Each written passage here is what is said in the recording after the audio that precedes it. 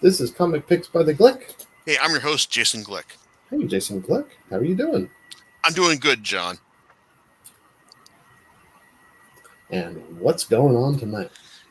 Oh, yeah, tonight is a series that I've had kicking on the back burner for a while now because I've read this series regularly and it's like I've got some opinions on it. In fact, it even had a anime adaptation early this year that was well received enough to be getting another season as it goes. It's like as it goes on. It's like maybe we'll be seeing it in 2022, or maybe it's like there's like some stuff that's gonna be needs to be worked out, and it will be debuting later in the year.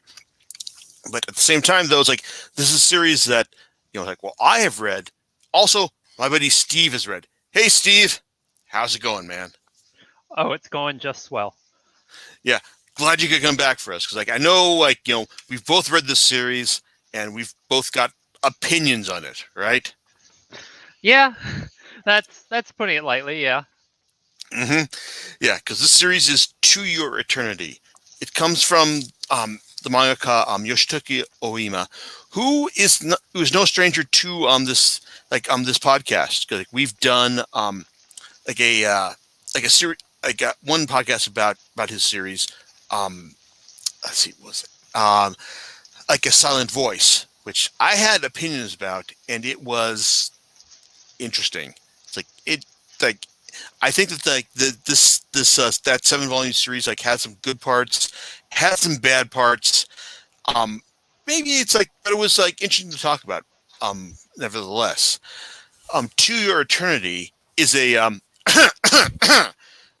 12 volume series that basically looks to tackle some big topics about the life, universe, and everything.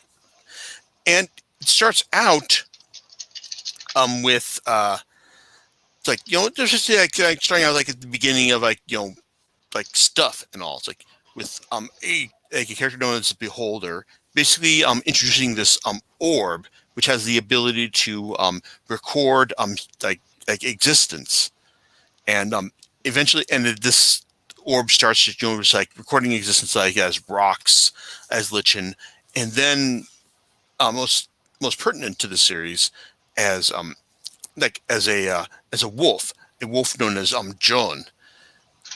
And that's kind of and this is the first part of the series, because this 12 volume series has 5 major arcs to it. But the first major arc to it, the first story, it's basically it's its pilot episode, basically has has this orb adopting the identity of Joan, the wolf, who is basically a companion to this boy. And this boy has he's someone who was who was living his own existence, but was basically abandoned by his human companions. It's and they basically were figuring out okay, we can we're gonna go off and go to paradise. It's or not paradise, but it's just go to a better world. And this boy is going to just manage things in this village that he was left to oversee. It's with the old people and the young people, and basically the people who couldn't make the journey with them. So this first chapter is see all about the wolf observing the boy and just figuring out just what makes humanity tick.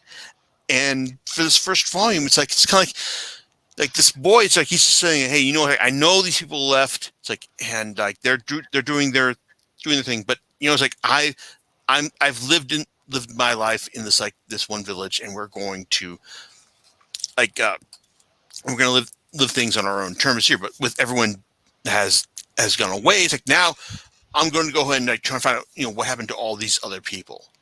And well, it's as things go on, it's basically the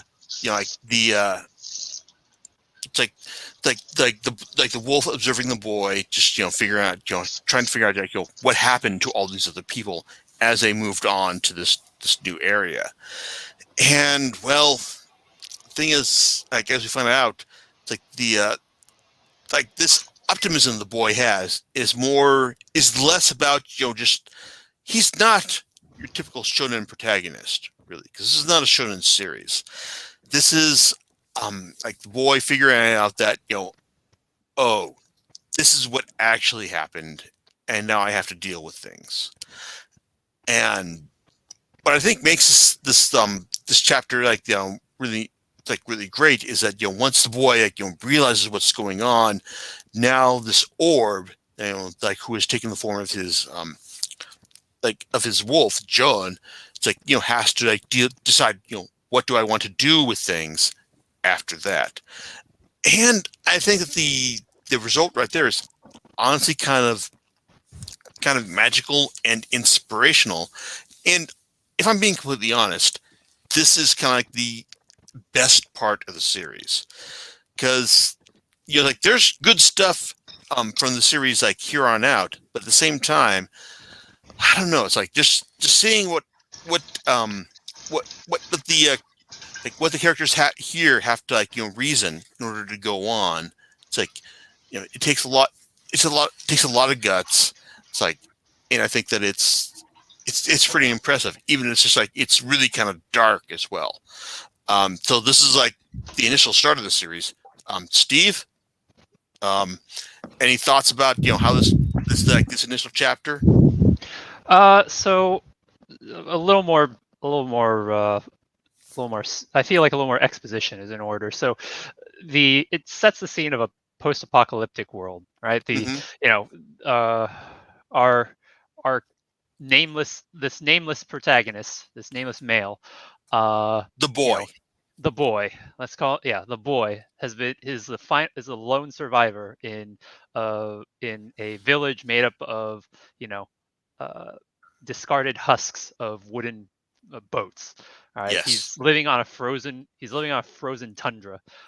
So without words, without some narrator droning at you, you can tell that he's a sole survivor. Everyone else has died, and he's not living in a resource-rich place, and it's understandable why everyone tried to find something better. And when he sets out to also find out what happened to them, because he feels like he wants to find out what became of them, he finds that they failed. They're all dead. He suffers mortal injuries on the journey, and he kicks it. I think it establishes the entity. Well, should we just call it Fushi as it's referred to later? Yeah. All right. It establishes Fushi, this the entity introduced by the Beholder, as an incomplete growing entity who takes on the forms of dying and dead entities. It's he's basically here to obtain information, basically learn about this world that he's thrust into. Yeah. So this first chapter is just it looks like this story is going to be about this kid, and at the end of it he kicks it, and Fushi takes his form, and I think it sets a really strong it sends a really strong message about how in this story life is transient at best. People are gonna regularly go in and out of this plot because they're gonna fucking die, and it sends a strong message. It doesn't have heavy-handed. I think it does have, the anime has appropriate music at points, but it doesn't have a heavy-handed narrator or anything blabbing at you about how important these scenes are. I feel like it does a good job of capturing how capturing the death of a child in the middle of nowhere, and just hey, that sucks, but that's life or death, and both, right? Yeah, I think it's strong. Yeah, it's what you're saying is the the mangaka is it's not, they're not willing to say that, hey, these characters are are not meant to be hey, it's this is you're gonna be focusing on this character, so it's they're gonna be important to the story as it goes on. Like there's like people can die. It's like and it's going to be like incidental to the main plot and all. It's like like there's no mercy here. Quite. Yeah, which is kind of interesting because like the second when we get to like the after we get past like this first like main chapter, we get like this like this arc where it's like where Fushi basically like he's adapting to the like the business of living as an actual human, such as he is, but also just like realizing that hey it's like I'm just gonna like it's like I'm just gonna like die and all because like I don't know what like living as a human requires. And as he goes about this business, well, we're introduced to this like human encampment where like they're told that like there's like this evil being like the Oniguma where like we need to sacrifice people in order to like appease this being. But in the sacrifice we're introduced to is this girl, like this little girl, like like this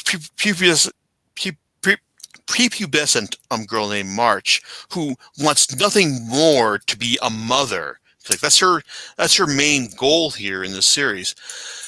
But like she's picked by like by these like by it's like by the people who are like like who are trying to like appease this like this like this angry god such as it is.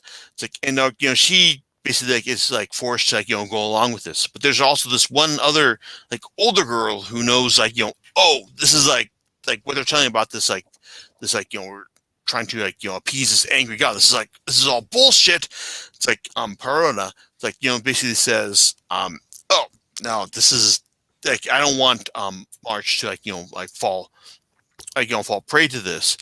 And while she like has her own like feelings about this, it's Fushi who is named by March, like who ultimately like defeats this angry god Oniguma. It's like, and that's kind of like the and adopts its form. Yes, yeah, because that's the thing about Fushi. Like he can adopt any character who like makes a distinct emotional impression upon him, because he's basically here to like adopt the impression, the emotional impression that he gets like from being in this world. Well, it's like he can change into that being. But in this first arc, I guess about like showing you about like this feudal like hunter-gatherer society going. You've got the like this like this hunter-gatherer society that March is a part of, that they want to like appease Oniguma, but then you've also got the Yanome, who are basically like they know how things work, and they realize that well, it's like if this Oniguma is defeated and it's defeated by this like being, well, maybe we can work this to our advantage.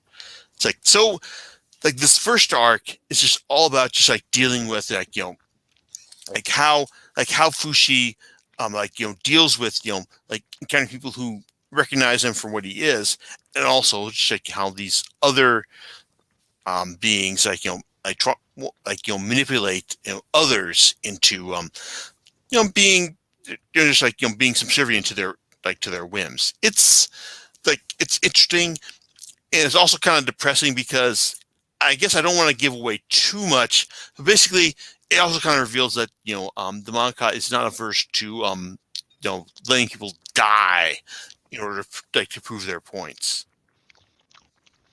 Wait, how much?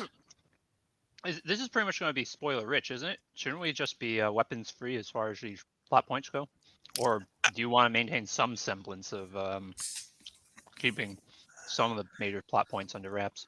I kind of want to maintain like some semblance of maintaining the major plot points under wraps, because I guess I mean, Steve, like, would you say this 12-volume series like is worth reading? So it's kind of like you want to leave like some mystery. as far as like what they're going to expect, right? I guess so. Though I only bring it up because it may compromise like our ability to discuss things about the story. But I'll let you lead it, and Yeah. I'll chime in as appropriate.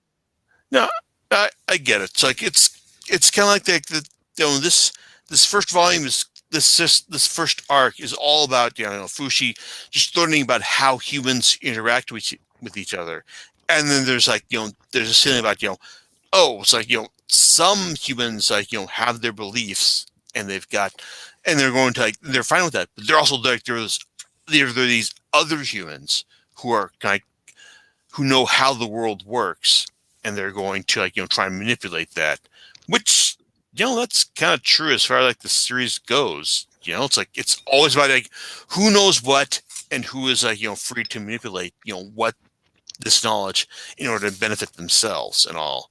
Because I think that's going to be pretty relevant once we start talking about Bond, right?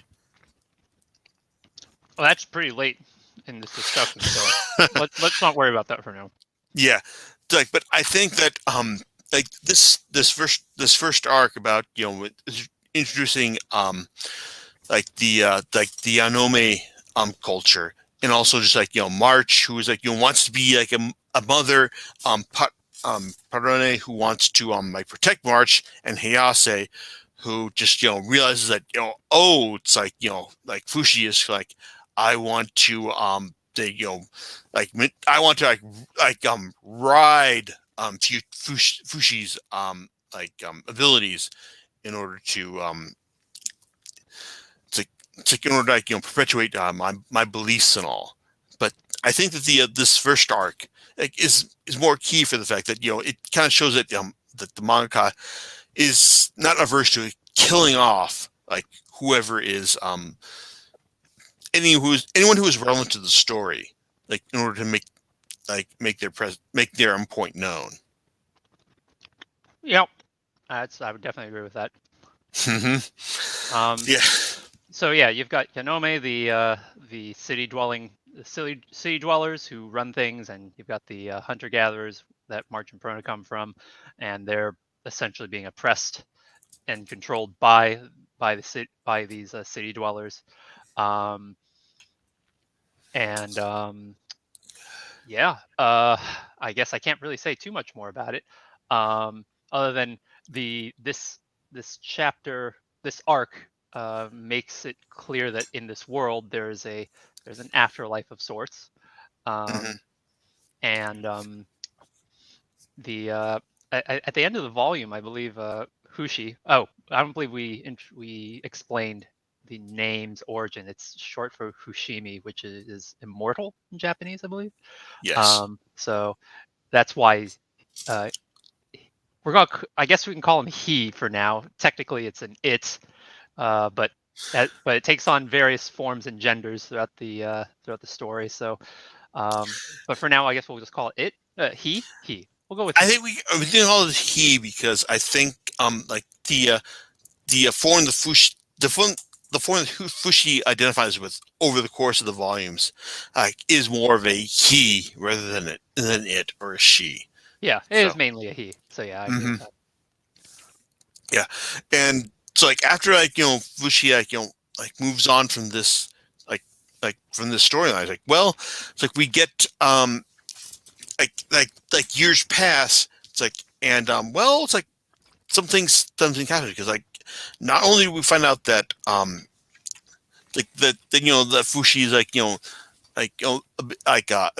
able to like adopt like multiple personas, like basically like based on like who he's encountered, who has made a distinct emotional impression upon him like over the years. But also there's actually like a negative an opposing force as well, and that would be the knockers. It's like basically it's like initially it's like at this point in the story it's like they're just like like spherical creatures who are able to like suck out the like the memory of like who like the people who Fushi who have made an impression upon Fushi like over the years. But like for the second arc, it's like this is basically is all about Gugu. Like Gugu is like he's a kid like who was living with his brother, like and was trying to like carve out a life for himself. And unfortunately, it's like like well Gugu was like a good person. Like his brother was just like also just like not on the same moral level as like as he was. Gugu, it's like we suddenly learned that he like sacrificed his I guess like 100 good looks in order to save this one girl he liked, right, from being crushed by some by some Look, he suffers disfiguring injuries saving a girl from a thing. He doesn't know who he is, and he's revived, but he wears a mask to cover his horrific injuries. Yeah, and that's also like the mask that that Fushi like adopts when he meets Gugu. It's like, and when they realize that, hey, it's like this is like this second arc is all about like Fushi recognizing that, hey, it's like who you are. It's like on the outside, it's not like representative of who you are on the inside. It's like he finds family. Yeah, like it's like on one hand, it's like this is another like solid arc as Fushi realizes that it's like that he's got friends friends to work with, and that they may not represent to like what they are. It's like on the outside, like as they are on the inside. It's like it's good. It's like, and it's also like like develops a lot about how like Gugu he wants to like be like a girlfriend to like Rien, like the high class girl, like who he got disfigured as part of saving. But as things turn out, it's like, well, it's like the knockers, it's like the like the beings that are like opposed to like what Fushi is doing in terms of like like adopting all this like knowledge about what life is like. Well, like there's all sorts of like like this is like fighting against them. It's also just getting what it's like what the when the knockers like take out, because the knockers have the ability to like suck out what it's like what Fushi's like Fushi's knowledge of like he's adopted. It's like, and like they've like, and they just like just like go from there, like go from that as well. But it's, I don't know, it's what am I saying here? It's good because like this arc kind of like shows you what like what friendship is like for Gugu, and for Fushi. I mean, it's like he's like he understands, like he finally understands like what communication is like. It's like, and he's got, and he like wants to work with Gugu in terms of like getting him to like be Rian's like like best friend and all. It's like, or like Rian's girlfriend, Rian's boyfriend. God damn it. So that's what it's like, and it's and there's like a certain amount of tragedies here as well, because on one hand, it's like it's not. We're trying to avoid spoilers here, dude. Yeah, it's like I know what you're saying. It's like I'm just failing here, but it's, look, wherever Fushi goes, the knockers follow, and tragedy results. This is going to be a common theme throughout the remainder of the 12 volumes of this story. Mm-hmm. Yeah, it's like, and I think that for this arc, it's like like it's like we understand like like Fushi realizes like what is necessary in order to like perpetuate life.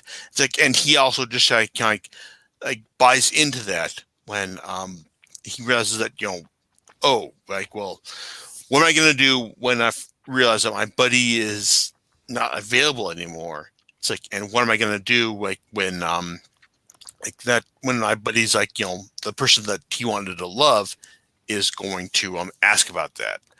So I think that there's like a good understanding of tragedy here, but at the same time, like, well, we've got to understand like, what's going to happen next. So, and what happens next basically involves like called the prison island. So the prison island. It's like the prison island of Jananda, and because like Fushi is kind of sort of tricked into going into this like into this island, and it's like he's got to like basically like invest himself in a fight for the right to be the like ruler of this island. It's a budget tournament arc.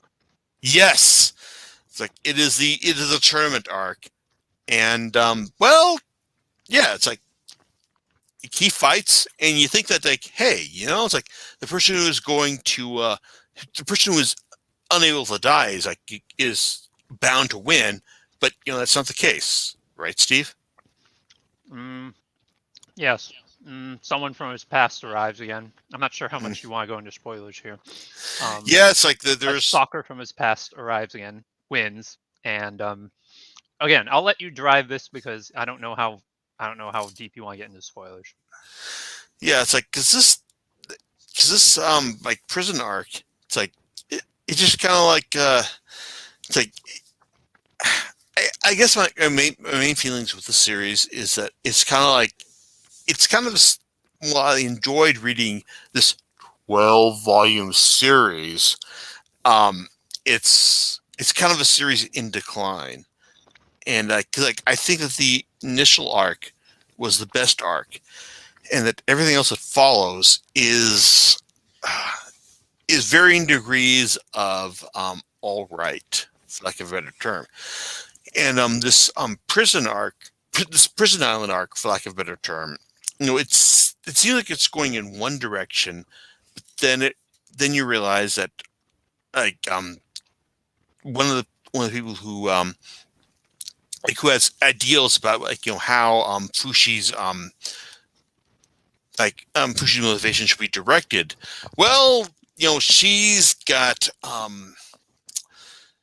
she got her own ideas about that, and then also there's also like a lot of like zombie movie logic driving like the Jananda prison island arc as far as that goes.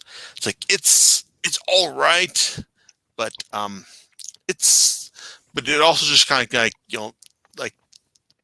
like delivers a lot of like business as usual. It's just like, oh, people are gonna die. Like Fushi is going to be like depressed about this. It's like, and I can understand like why Fushi would be like driven to like go on to like an island like arc.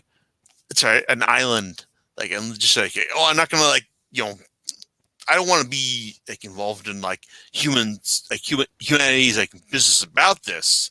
So I'm just going to live on an island after this arc, because after this, like like there's people who like want to like protect Fushi, people who want to like view him as a demon, like, and people who remember him as being like a hero about this. Like it's like there's a lot of like different opinions like about this like island arc, like this island prison arc, but like I don't know. It's like it just doesn't have like a solid direction about this. And I think that's kind of like what leads me to feel like like this series is kind of like not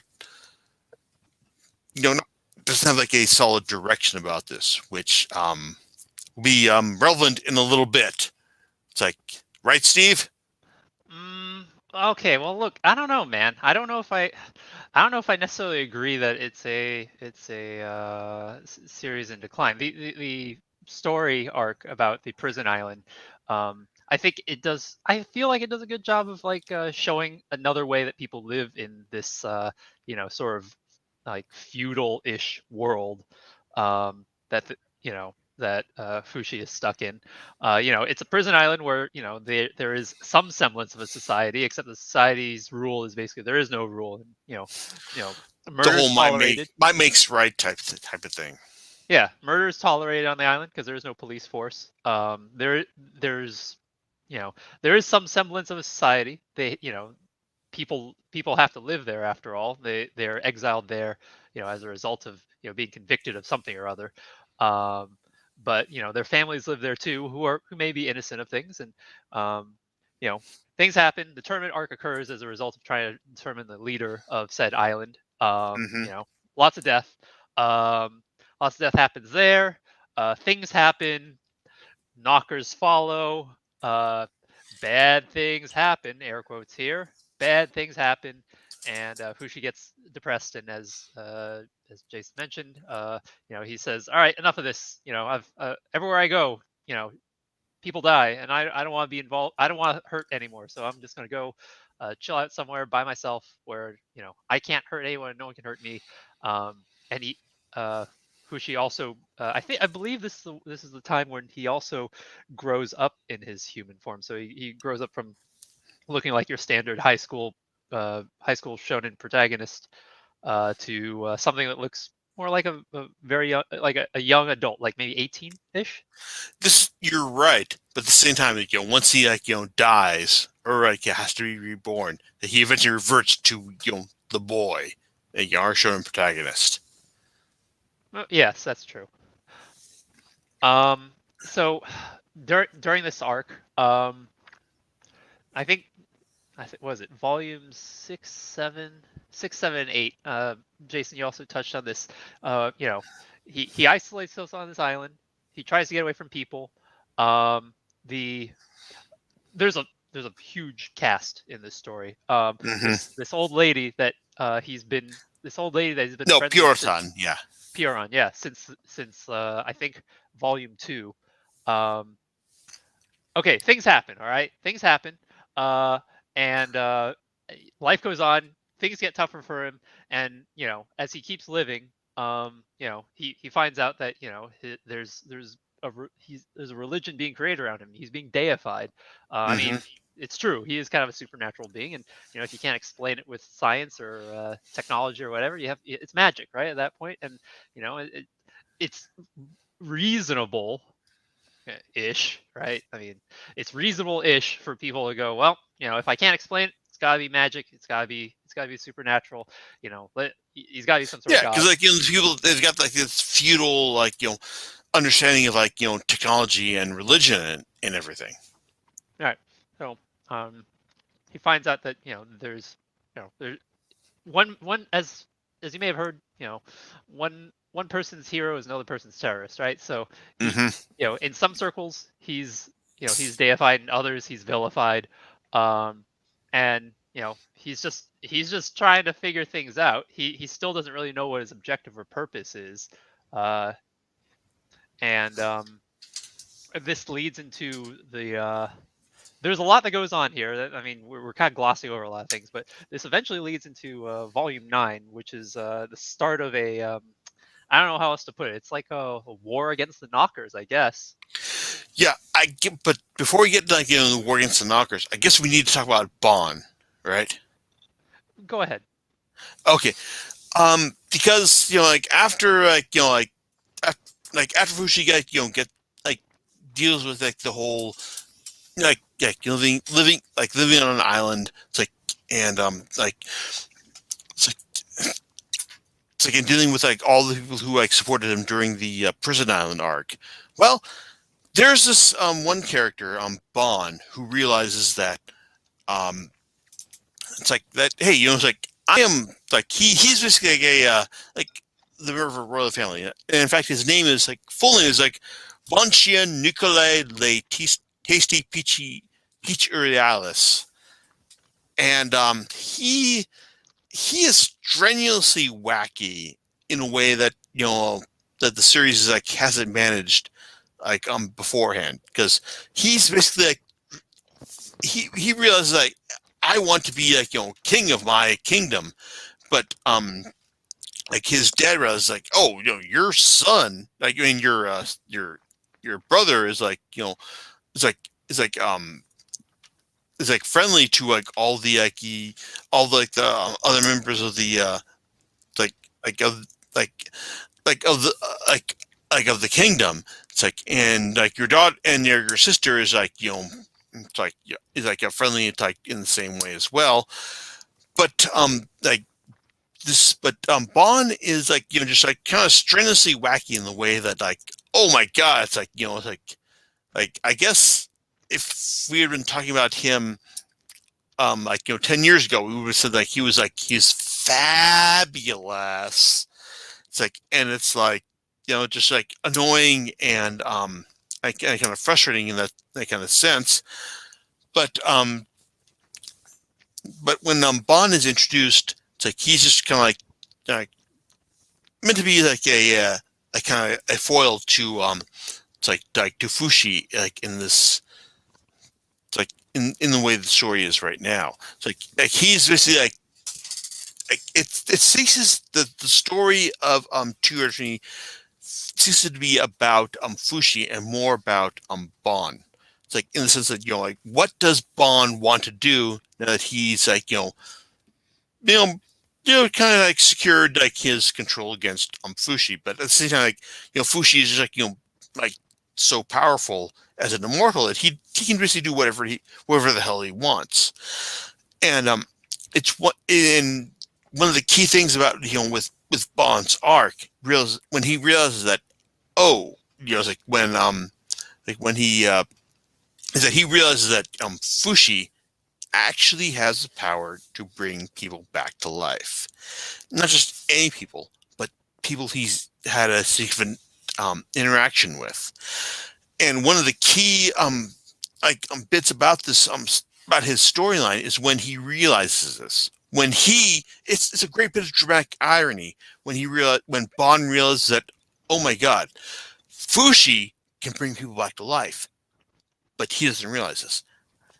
Bond realizes this, but he has to determine like, what do I do with this knowledge? And that actually drives like a great amount of the drama through the first half of Bond's arc. And it's like, and I think it does a good job of that. Up until the point where like where Bond realizes that okay, it's like the church, because like because time has been progressing as we've been talking about this, because like there's the Church of Bennett, which is basically not Christianity, and like they basically basically judged Bond to be a heretic, and while Bond is like perfectly willing to play along with this in order to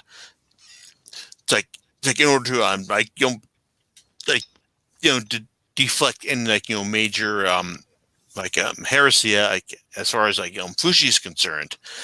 It's pretty interesting. It's like the first half of Bond's arc, because like basically I guess I want to put this in perspective.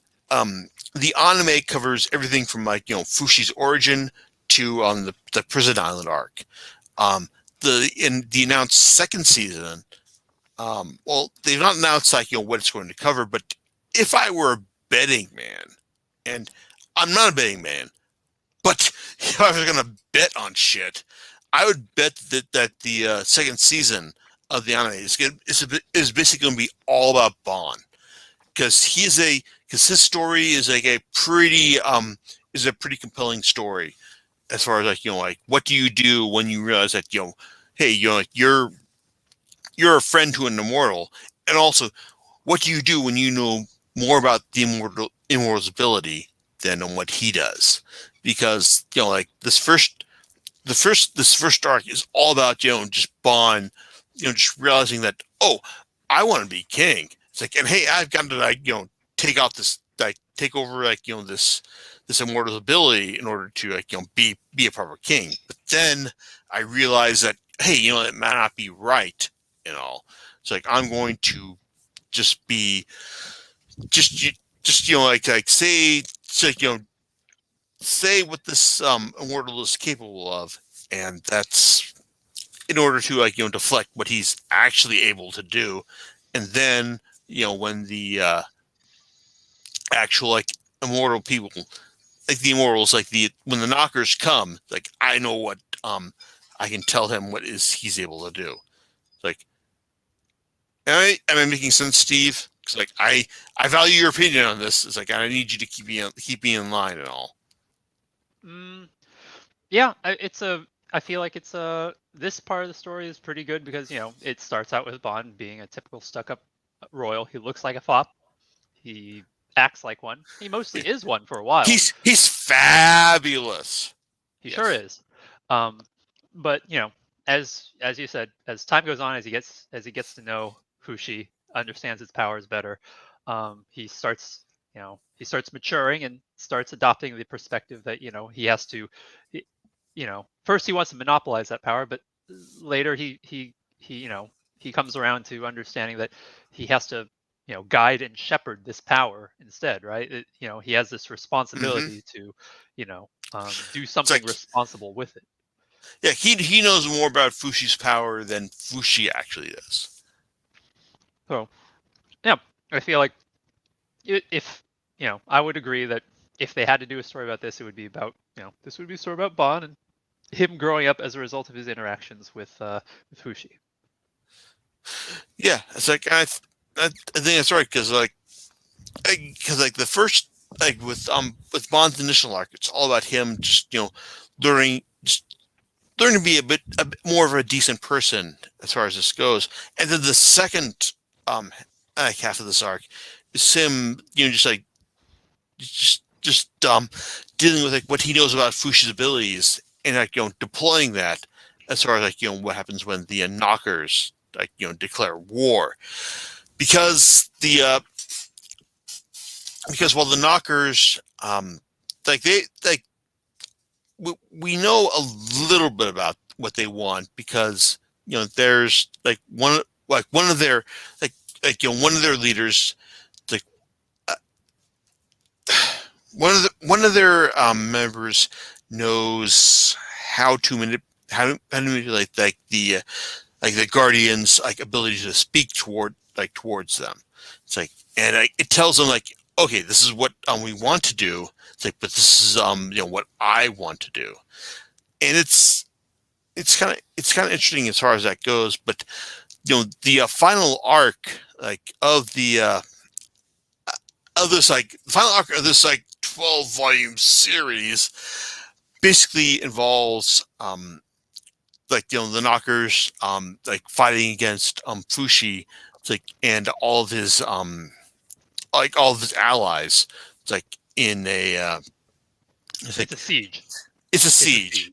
It's a long siege, and it does in some parts of it, the story the story starts feeling how do I put it, grindy.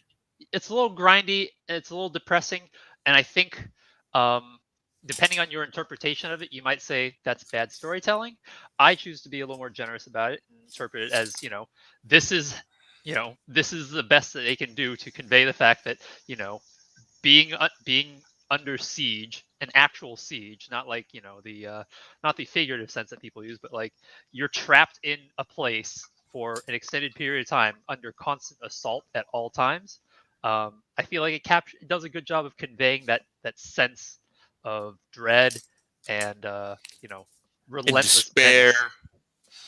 It does a good job of conveying that through the plot line.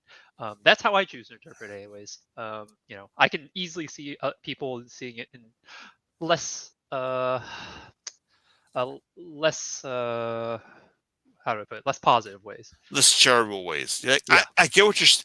I definitely get what you're saying. That's kind of how I felt about the series, this arc when I was first reading through it. And it's just it felt more like a grind rather than just something that was an engaging storyline.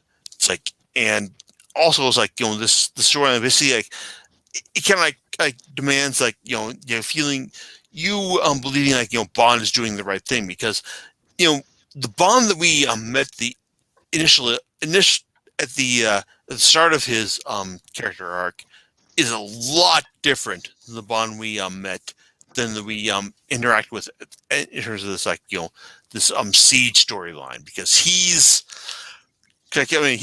like this Bond that we met at the start of his introduction. Like, he's fabulous, he's hilarious, and then the Bond we met in this arc is just like, like, he's all about the means justify the ends and all.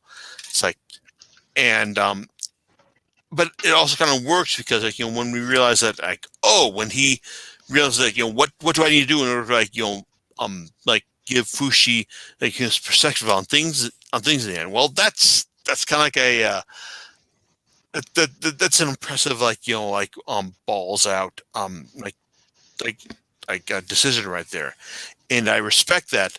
But at the same time, it's just kind of like wow, it's like, it's like this, it's kind of, it demands a lot of drama than we've been given to expect of this, like, this series up to this point. It's like, there's a lot of decisions in this in this siege arc that I was not expecting to deliver upon. But at the end, when it resolves, like, it's just it feels kind of like, this is like how the series should have ended, like how it's like, Fushi, like, he's got his own abilities, but, like, when he's, like, given, like, this ability by, Bond, like, given the, like, quote unquote ultimate sacrifice, it's like he's, like, he's got to, like, deliver upon this. And I think that this kind of works, because, like, this whole fight about, like, the knockers versus, like, Fushi and his like, and his friends and his allies. Yes, it's like, them, like, delivering upon that. I think it works, and I think that, this is really, how I wanted the series to end. Really, it's like, just like everyone, like, like, they've achieved their goals, like, and everyone's got, is like they've got, like, they've deliver upon this, and they're going to live their lives after that, right? Well, yes. Look, to the audience, in all seriousness, we know it's not a 12-volume series. No, it is a 12-volume series. It's like I'm going to cling to this deception. No, not deception. Just truth. Yeah, right, Steve. It's a truth, right? All right. If that's what you choose to believe, if that gives you comfort at night, then so be it. Look, in full disclosure, yes, we know it's not a 12-volume series. The 12-volume series, 12 volumes, covers what is, I guess, I can describe it as the past arc, because when it's introduced, the stories after it are introduced as the present arc. We won't say any more about them. I won't. No, but I guess we can speculate about them. Okay, go on then, Jason. Speculate about these, about the present arc that doesn't exist. Yeah, because, like, it's like I guess, it's like, say we were to assume that, like, the series, like, went on beyond these 12 volumes, like, with Bond, like achieving a like a mortal end, and everyone, like, just, like, realizing that, hey, it's like, this is like how the series, like, ended and all. It's like, with euthanasia and all. It's like, and I'm fine with that. But, with this, like, say we're to assume, like, the series went on beyond 12 volumes. Well, I mean, like, Steve, I know I know how much you love, like, high school, drama, like, type stuff. It's like, how you just, like, you think, like, oh man, it's like, if the series doesn't have, like, have, like, high school kids Japanese kids in high school talking about how their stuff is, how their drama is, like, the best. It's like, like, it's not worth talking about, right? The present arc takes place in what is basically modern day Japan. Yeah. It So, like, involves high school. It involves high school people. It involves people adjacent to these high school people.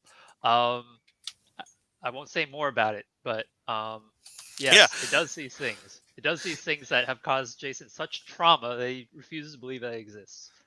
Yeah. It's like, like there's no, like the volumes of the series don't exist beyond volume 12, because it's like if it did, then we'd have to admit that Fushi just like has to figure out, just like, oh well, his ability to resurrect anyone like significant emotional contact with, it's like, well, it's like, like that, this is a thing, so he can do that. And oh, it's like, anyone he said like significant emotional contact with, like that's it.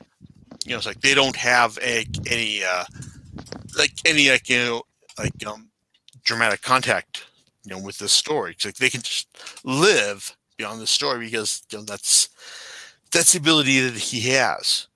And also because the like say like if like say that people that live beyond the this modern era, it's like, oh, like the knockers have basically managed to like have achieved like sentience, like beyond this, like beyond the story as well, because hey, they can, like, they've figured out how to like how to live, like you beyond, even though like Fushi has like he ostensibly defeated them, but no, like they've actually managed to like live beyond that as well. Oh, and the fact that, like, hypothetically speaking, that like say if like one new character had managed to like live in this like new era and just like realize that, hey, like, I love little sister characters. And it's like, oh, and like my little sister character had like decided that she didn't want to live in this like in this modern era because of reasons, and the knockers decided to like take over this character because like she didn't want to live in this, and like, oh, like she is going to like just like whip this new character because like he likes to be like whipping like shibari Japanese bondage style character stuff. And this is like a thing that actually happened, like this knocker is just like whip this like new main character, and like we're just like whip this guy as he wants to be believed, and like Fushi's gonna have to like put a stop to this. But yeah, it's like we're just like living this like like Japanese bondage shibari business, because that's the reality we live in this series now, right, Look, I Steve? get it. Look, I get it. You don't like this arc, all right, man. I get it. All right, I get it. It's fine. All right, it's fine. I understand. We can drop it at this point. All right. You don't have to show me on the teddy bear where it touched you or nothing. All right. Like, look, it's fine. All right, I get it. You don't like it, and that's okay. I think you put like as best as could have been put. It's as far as like I don't have to show anyone where on the teddy bear it touched in order to be like put out from here. So Okay, so the attempts to keep spoilers was away from this discussion was spotty at best. So best you if you put this up, probably best to put up plenty of spoiler warnings, because yeah. No, I don't need to put a spoiler warning. She says like this is a 12-volume series. Okay, all right, fine. We'll just, you can just label this as a discussion about a 12-volume series. That's totally fine too. I mean, it's yours to do with after all. So cool. I agree. That's totally cool. Okay. Yes, this is a 12-volume series. I think these 12 volumes, I think that they may be like somewhat uneven, but I think that in the end, like I think that volumes 1 through 12, like to your eternity, are ultimately entertaining, like and worth reading. Like Steve, your thoughts? Yeah, this is regardless of um, Jason's thoughts on the hypothetical volumes that occur after the 12. I Well, I think mean, it's like, do you want to say anything about any like hypothetical like thoughts on like what what volumes what volume 13 and on would incur? no, no. I would like to keep the focus of our discussion on the 12 that we were talking about, and we'll leave it up to the listener to do their due diligence as to whether or not they want to keep reading after the first 12. I would regardless of our thoughts about the positives and negatives about the first 12 volumes, I think it's worth a read. It's a large ensemble cast. It's the art's good. It's The definitely quality is different consistent. from what you'd expect from like most like anime series as far as like things go these days. It's quite different. I mean, the anime adaptation I think is good. The manga is good. It'll make you feel things maybe depending on your mileage may vary on that. Um, it's not afraid to just murder people off as necessary to advance the plot. Which I think that in itself is worthy of merit because most of Agreed. the time Yes.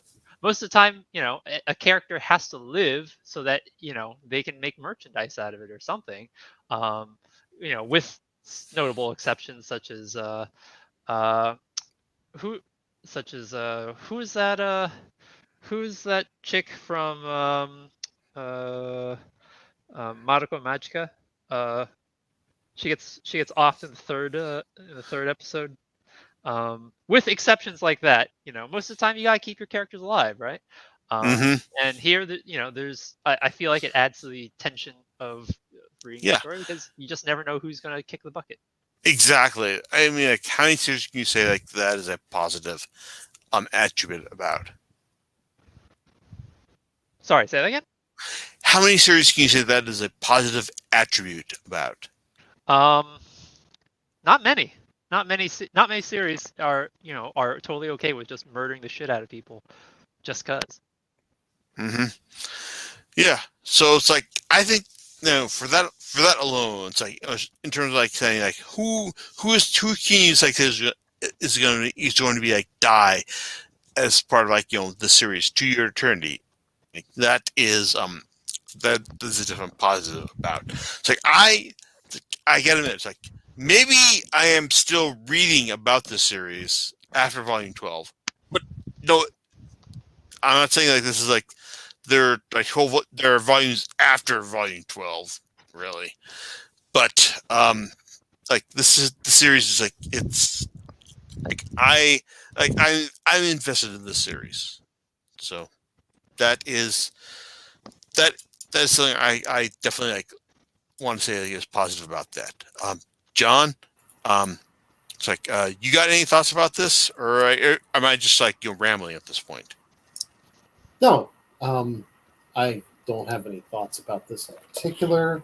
Oh, sounds interesting. These 12 volumes. It's Yeah. worth a read. If Crunchyroll ever gets around to fixing their service, it's available through Crunchyroll if you happen to have them.